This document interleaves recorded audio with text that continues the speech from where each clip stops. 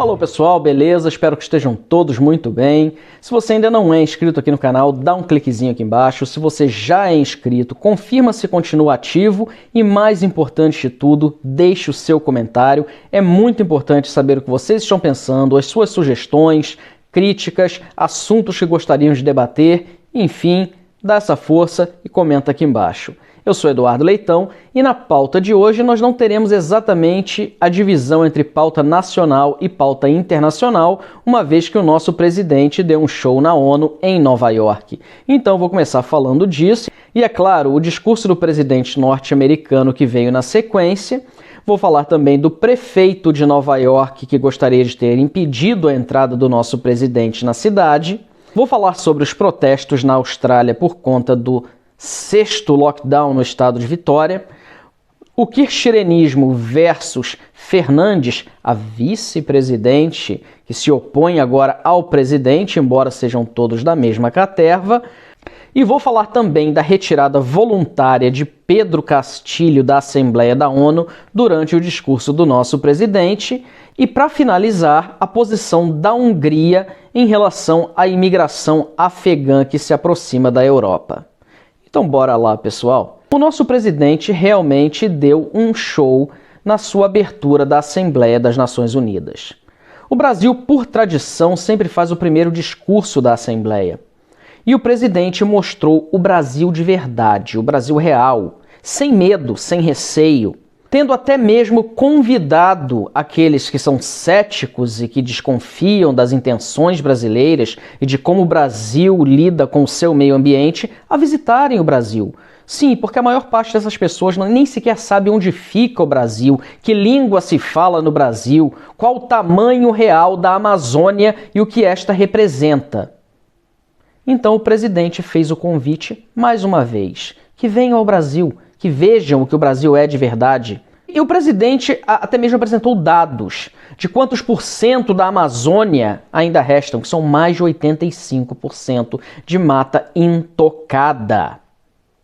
O presidente também falou de inúmeros assuntos como o combate à corrupção, a sua atuação na pandemia, que visava não somente combater a pandemia propriamente dita, mas continuar com o crescimento econômico para que nós não tivéssemos o que estamos vivendo agora.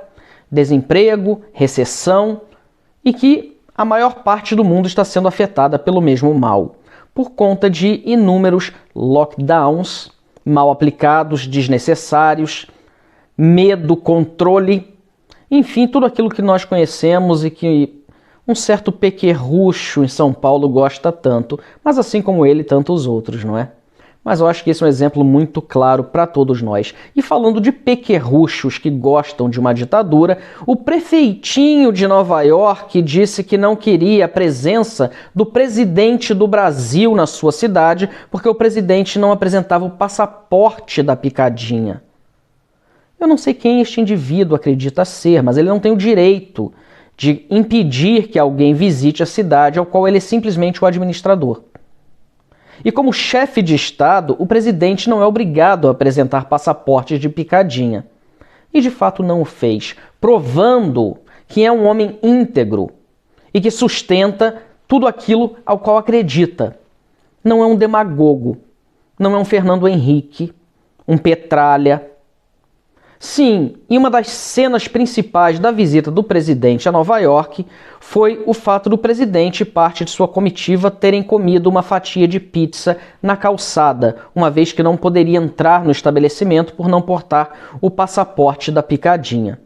Mas poderia o presidente ter sentado-se do lado de fora, existem diversos restaurantes com mesas ao ar livre, poderia ter jantado no seu hotel com todo luxo e pompa como uma Dilma faria, não é? Com lagosta, vinhos importados, champanhe e tudo mais.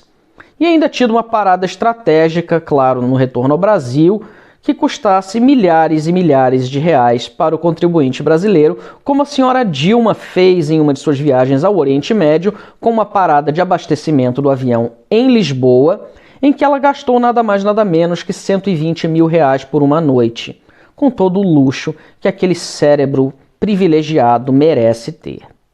O presidente não fez nada disso. Não posso entrar? Não há problema. comemos na calçada. Nós não estamos aqui para desperdiçar o dinheiro do pagador de imposto brasileiro. Nós estamos aqui para representar o Brasil na sua essência, para mostrar o que o Brasil de fato é, respeitando o dinheiro do contribuinte. E esse é o presidente que eu tenho orgulho de ter. Eu não tenho orgulho de ter um presidente que senta-se à mesa com diversos talheres, que no caso do Nove Dedos não sabe nem sequer como utilizá-los.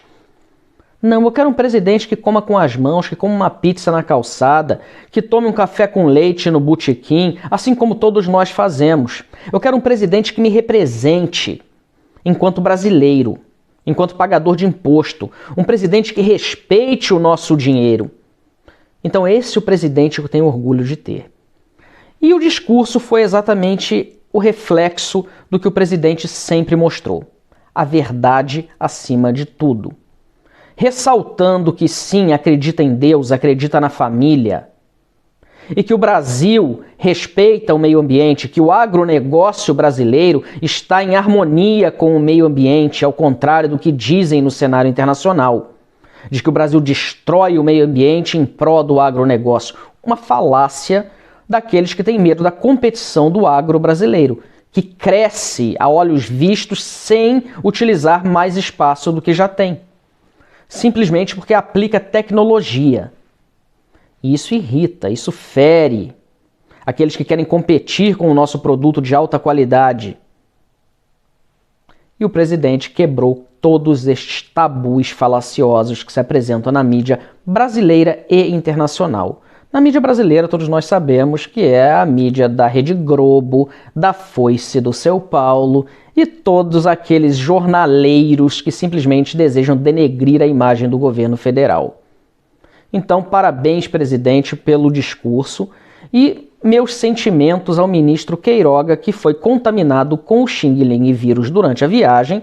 Não se sabe se ele já saiu do Brasil contaminado, se ele adquiriu o vírus chinês na visita a Nova York, mas o ponto principal aqui é que o ministro Queiroga estava supostamente imunizado com 2 doses da picadinha chinesa. Que coincidência, não? Esta picadinha tão eficaz, a picadinha do Agripino. E agora o ministro está em quarentena até que possa retornar ao Brasil.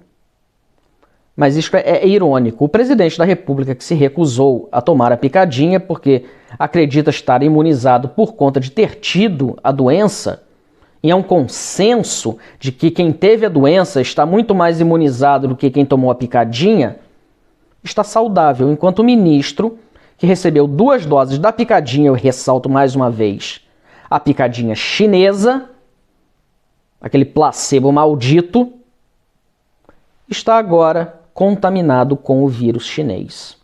E falando um pouco de Brasil, por assim dizer, Renan Canalheiros adiou o relatório da CPI circense, para que possa estender um pouco mais o espetáculo, sem que haja um respeitável público para assistir, porque eu acho que ninguém mais assiste aquele circo de horrores. A última atualização que eu tive é que teve uma confusão no circo de horrores no dia de ontem, mas tem sempre também. Mas uma certa ex-jogadora de vôlei começou a gritar e insultar o depoente, que tentou revidar, e elas usaram a cartada do feminismo, como você pode falar assim com uma mulher, mas a mulher o insultou de todas as formas, inclusive chamando-o de moleque. Mas é a pauta feminazi que nós conhecemos muito bem. Então foi a última atualização que eu tive daquele circo, que eu creio que ninguém mais siga e não aconselho ninguém a seguir aquela porcaria. Porque é isso que eles querem um palanque. Então, tiremos a nossa audiência do foco daquele circo de horrores ridículo que vem se estendendo e consumindo o dinheiro pago com os nossos impostos.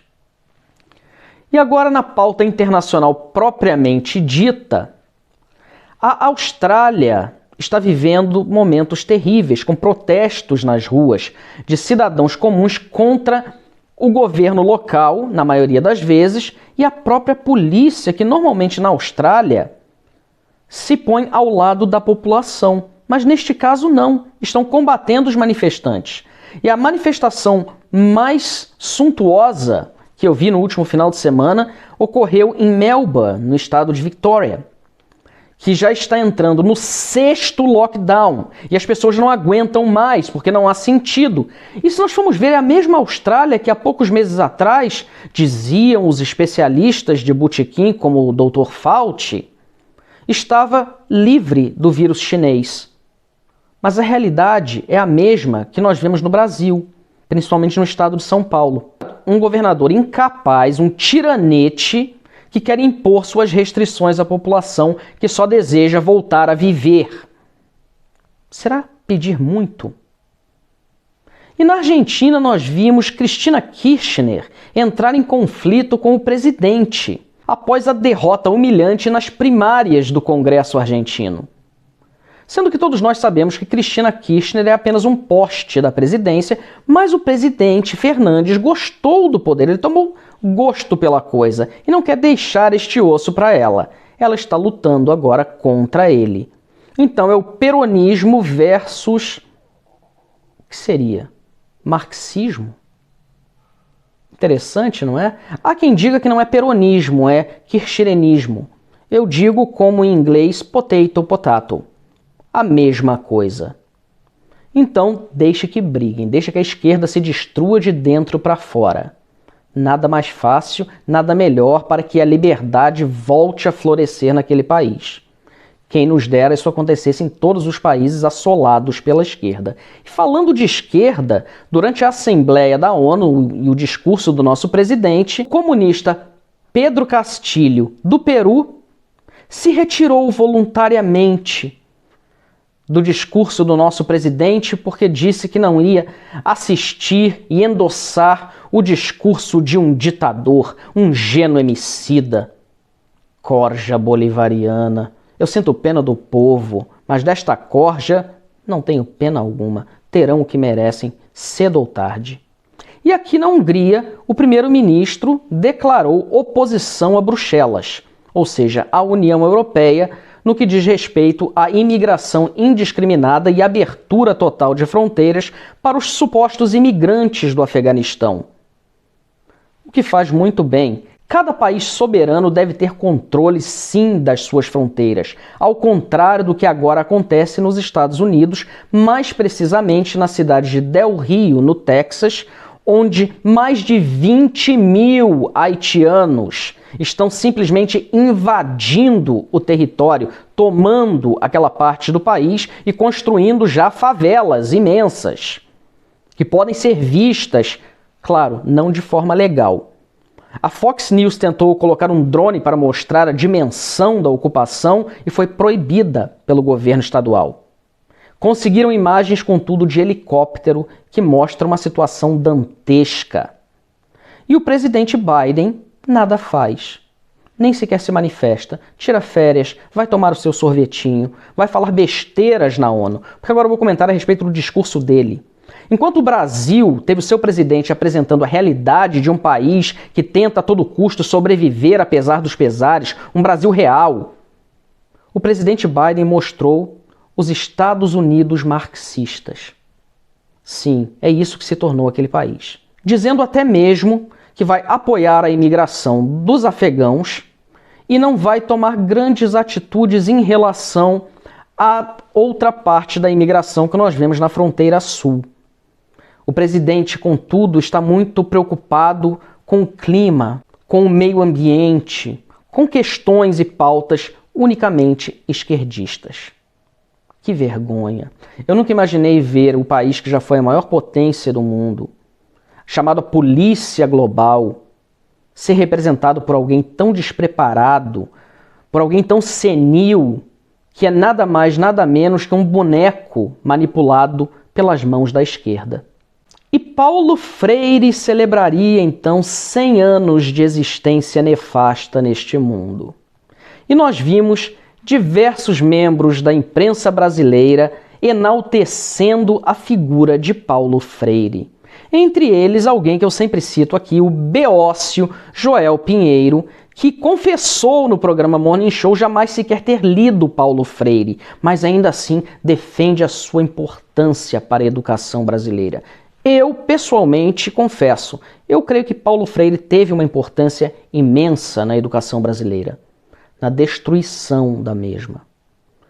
Paulo Freire nada mais foi, alguém que plagiou diversas teorias marxistas culturais de implementação para aqueles que mais precisavam da educação. Segundo Paulo Freire, o pai do analfabetismo funcional, na minha opinião, o professor deve se adaptar à realidade do aluno e não ensinar o que é correto. Porque, segundo Paulo Freire, alunos e professores estavam no mesmo nível e os professores aprendiam tanto com os alunos quanto os alunos com os professores. Então, se um aluno dissesse problema, o professor não teria o direito de corrigi-lo e ensinar a regra correta de como se pronunciar a palavra problema. O que é um grande problema, porque quem tem um problema tem vários ao longo da vida. E assim o Brasil se tornou um estado problemático no que diz respeito à educação. Daí para termos Lula e Dilma como presidentes da República foi um passo. E vale ressaltar mais uma vez que Paulo Freire foi parte do PT. E com isso, os jornaleiros de plantão no Brasil ressaltaram esta figura tão importante da nossa história como um educador de fama internacional.